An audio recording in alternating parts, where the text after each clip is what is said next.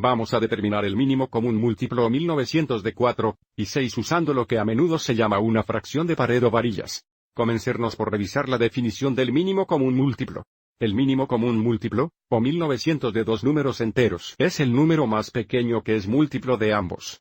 El mínimo común múltiplo es también el número más pequeño que se puede dividir equitativamente entre ambos números enteros. Primero demostremos cómo podemos determinar el 1900 de 4 y 6 usando nuestra pared de fracciones.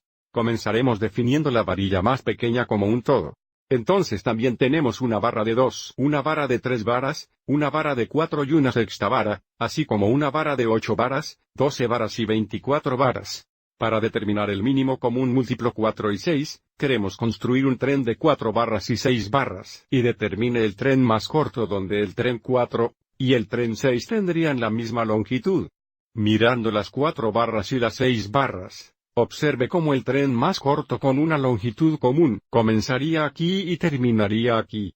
Entonces, mirando las 4 barras, observe cómo tomaría 1, 2, 3, 4 barras para formar el tren de esta longitud. Entonces tenemos 3 copias de 4 o 3 por 4, esta es la longitud de 12. Ahora mirando las 6 barras, observe cómo el tren tendría la longitud de 1, 2, 6 barras. Por lo tanto, tiene 2 copias de 6 barras, por lo que la longitud es 2 veces 6, también, 12.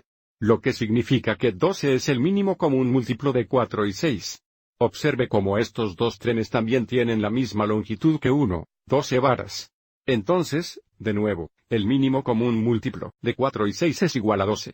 Ahora, si tenemos varillas sueltas, vamos a mostrar también cómo funcionaría esto. Comenzaríamos con una barra de 4 y una barra de 6, y nuevamente estamos tratando de construir el tren más corto construido con solo 4 barras y solo 6 barras, donde los dos trenes tendrían la misma longitud. Entonces, debido a que las 4 barras son más cortas, agregaríamos otras 4 barras para formar un tren de 4 barras, que se vería así. Ahora observe cómo la barra de 6 es más corta, por lo tanto, agregaríamos una barra de 6 barras para formar un tren de 6 barras, que se vería así. Y ahora porque el tren de 4 barras es más corto, agregaríamos otras 4 barras al tren de 4 barras. Cuando hacemos esto, observe cómo ahora los dos trenes tienen la misma longitud, y nuevamente este es el tren más corto donde estos dos trenes tendrían la misma longitud. Entonces la longitud de los trenes representa el mínimo común múltiplo. Entonces aquí tenemos 3 copias de 4. 3 veces 4, que serían 12.